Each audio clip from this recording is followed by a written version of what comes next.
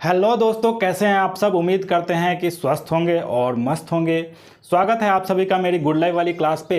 और आज हम इस क्लास में देखेंगे रीजनिंग का ये वेन डायग्राम का क्वेश्चन देखेंगे और प्रैक्टिस करेंगे और बेसिक कॉन्सेप्ट देखेंगे, ठीक है। और उसके बाद प्रैक्टिस करेंगे और देखेंगे कि सिर्फ 5 सेकेंड में ऐसे क्वेश्चन को एग्जामिनेशन में कैसे सॉल्व करते हैं, ठीक है। तो सबसे पहले हम बेसिक कॉन्सेप्ट की बात करें तो अगर ऐसे वेन डायग्राम दिया हुआ है कि कोई अगर चीज़ है, जैसे मान लीजिए कि अगर कोई वस्तु है जिसके अंदर ए मान लेते हैं और बी मान लेते हैं, यानी कि ए बी के अंदर है। इसका मतलब क्या होता है कि ए पूरा बी के अंदर समाहित है, यानी कि कुछ पार्ट बी का ए में है और ए तो पूरा बी में है ही। फिर दूसरा कॉन्सेप्ट देखते हैं कि ए का कुछ पार्ट बी में है और बी का कुछ पार्ट ए में है। तो एक ये कॉन्सेप्ट हो गया, यानी कि कुछ पार्ट यहाँ पर जो है वो ए का बी में है और बी का ए में है। फिर एक होता है कि ए इधर है और बी इधर है, यानी कि दोनों में जो संबंध है वो कहीं से दिख ही नहीं रहा है, यानी कि ए और बी में कुछ संबंधित नहीं है, ये अलग अलग है। तो उम्मीद करते हैं कि ये तीनों चीज़ समझ में आया होगा। तो इसी कॉन्सेप्ट पे हम क्वेश्चन देखेंगे, एक एग्जाम्पल देखेंगे और एग्जाम्पल के बाद हम लोग प्रैक्टिस करेंगे और सीखने का प्रयास करेंगे कि एग्जाम में ऐसे क्वेश्चन को कैसे टैकल किया जाए, कैसे 5 सेकंड में हम सॉल्व करेंगे इस क्वेश्चन को। तो चलिए आइए एक क्वेश्चन करके देखेंगे कि कैसे इस क्वेश्चन को सॉल्व करते हैं। तो ये क्वेश्चन कह रहा है, निर्देश दिए गए प्रत्येक प्रश्न में 3 प्रकार की वस्तुओं का समूह दिया गया है। जो कि देखिए यहाँ पर क्वेश्चन 4 तरह के क्वेश्चन है और 3-3 प्रकार के समूह दिया हुआ है, वस्तुओं का समूह दिया हुआ है। आपको नीचे दिए गए 4 क्रमिक आरेख, जो कि ये 4 क्रमिक आरेख दिए गए हैं, उस एक आरेख को ज्ञात करना है जो कि प्रश्न के दिए गए तीनों वर्गों के समूह के संबंध को सही रूप से निरूपित करता है। यानी कि क्वेश्चन कह रहा है कि जो भी ये डायग्राम दिया हुआ है वो इसमें से किस समूह को निरूपित कर रहा है, यानी कि किस समूह को दर्शा रहा है कि ये समूह यही होगा, ये समूह ये होगा, ये समूह वो होगा। तो कैसे इसको करेंगे ये चीज हम देखेंगे, ठीक है। तो इसमें हम सबसे पहले देखते हैं कि सोना, गहना, चांदी। तो इसमें जनरल नॉलेज भी होना बहुत जरूरी है, आपको आसपास के चीज़ों का नॉलेज होना भी जरूरी है वेन डायग्राम को सॉल्व करने के लिए। जैसे कि आपको सोने की प्रॉपर्टीज पता होनी चाहिए, उसके बाद चांदी की प्रॉपर्टीज पता होनी चाहिए, या फिर गहना किससे बनता है, ये सब जनरल नॉलेज आपको होना चाहिए। तो आपको पता होगा कि गहना जो हमारे घर में औरतें पहनती हैं या फिर हम लोग भी ऑर्नामेंटल्स पहनते हैं वो किससे बना होता है, चांदी, तांबा, सोना, इन सब से बना होता है। तो जनरली हम लोग क्या देखने चले जाते हैं कि गहना है और सोना और चांदी, ये वाला आंसर हम लगा करके चले आते हैं। एग्जाम में गलती करके चले आते हैं कि चलो गहना बनता है तो गहना ये हो गया, किससे किससे बनता है, तो सोना और चांदी से बनता है। यहाँ पर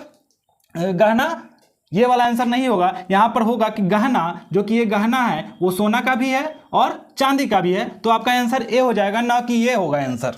तो यहां पर बच्चे यहां पर गलती ये करते हैं। चलिए दूसरा क्वेश्चन देखते हैं कि डॉक्टर, पुरुष, कलाकार। अब यहां पर देख रहा है कि तीनों क्या है, पुरुष जो है कि डॉक्टर भी है और कलाकार भी है। तो आपको दिख जाएगा कि जो पुरुष है वो डॉक्टर भी हो सकता है और कलाकार भी हो सकता है। तो हम क्या करते हैं कि देखिए यहां पर पुरुष लिख देते हैं कि चलो यहां पर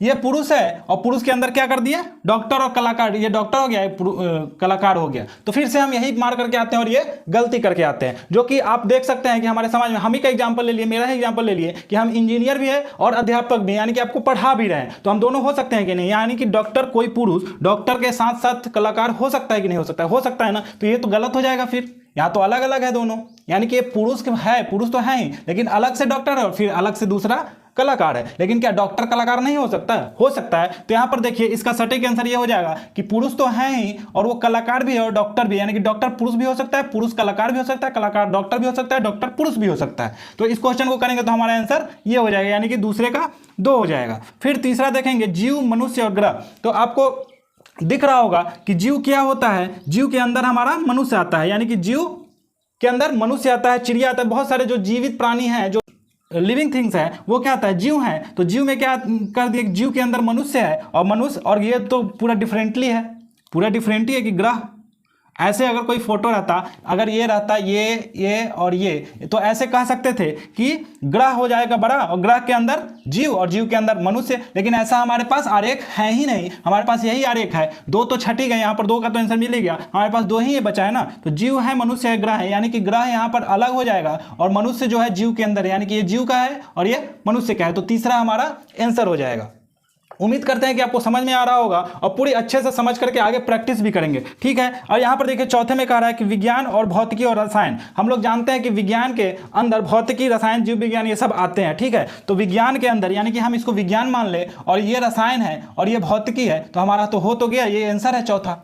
तो हम गलती नहीं करेंगे। जनरली हम लोग क्या करके आते हैं कि विज्ञान और भौतिकी रसायन यानी कि विज्ञान भौतिकी रसायन ये वाला मार करके गलती करके चले आते हैं। तो हम ऐसे देखेंगे कि विज्ञान के अंदर भौतिकी और विज्ञान के अंदर रसायन आता है, तो दोनों को ऐसे दर्शा देंगे यानी कि निरूपित कर देंगे। ये फोटो निरूपित कर रहा है, तो ऐसे क्वेश्चन को सॉल्व करेंगे। आगे हम क्वेश्चन देखेंगे और इस पर प्रैक्टिस करेंगे। तो उम्मीद करते हैं कि आपको ये कॉन्सेप्ट सही समझ में आया होगा और इस एग्जाम्पल के माध्यम से आपको बढ़िया ढंग से समझ में आ रहा होगा। तो चलिए आगे क्वेश्चन करते हैं।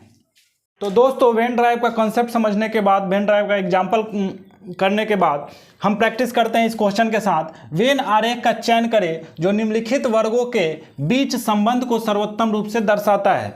यानी कि जो ये वेन ड्राइव दिया हुआ है और ये जो वर्ग दिया हुआ है बेड और बेडरूम और घर, इसको कौन सा वेन डायग्राम सर्वोत्तम रूप से दर्शाता है। तो इसको देखेंगे तो हम देखेंगे कि हमको दिख रहा है कि बेड, बेडरूम, घर तीनों एक दूसरे से रिलेटेड है। घर में हम रहते हैं और घर के अंदर बेड होता है और बेड पे हम सोते हैं, ऐसा होता है ना। तो देखते हैं कि बेड, जनरली हम लोग क्या करते हैं कि बेड इससे रिलेटेड है, इससे रिलेटेड है, इससे रिलेटेड है, लेकिन क्या घर बेडरूम हो सकता है क्या? घर बेडरूम के अंदर आ सकता है क्या? तो ये तो हमारा होगा नहीं, तो ये हमारा नहीं होगा। फिर देखते हैं कि घर के अंदर बेड भी होता है और बेडरूम भी होता है, तो ये भी नहीं होता है, यानी कि बेडरूम बेड से रिलेटेड है, नहीं है ना। तो फिर यहाँ पर देखेंगे कि बेड, बेडरूम, घर, ये भी नहीं होगा। और ये अच्छा से दर्शा रहा है कि ये वाला घर है हमारा, ठीक है। उसके बाद ये वाला हमारा बेडरूम हो गया और उसके बेडरूम के अंदर बेड हो गया। तो सीधे से हमारा ध्यान वहीं पे जाना चाहिए कि तीनों एक दूसरे के, घर के अंदर बेडरूम और बेडरूम के अंदर हमारा बेड होता है जिस पे हम सोते हैं। तो हमारा आंसर डी हो जाएगा, ना कि ये सब होगा। ये एसएससी CHSL 2022 में ये क्वेश्चन पूछा गया है। तो ये वीडियो कैसा लगा, ये वेन डायग्राम आपको समझ में आया कि नहीं आया? अगर समझ में आया तो लाइक का थम्स अप कर दें, क्योंकि यही थम्स अप हमारे लिए मोटिवेशन होता है आगे वीडियोज और भी बनाने के लिए। और अपने दोस्तों के बीच इसको स्प्रेड करें और सब जगह फैलाएं इस वीडियो को, लोग सीखें, आप भी सीखें, लोगों को भी सिखाएं। तो उम्मीद करते हैं आप स्वस्थ होंगे, मस्त होंगे। आप मिलते हैं अगले वीडियो में। जय हिंद।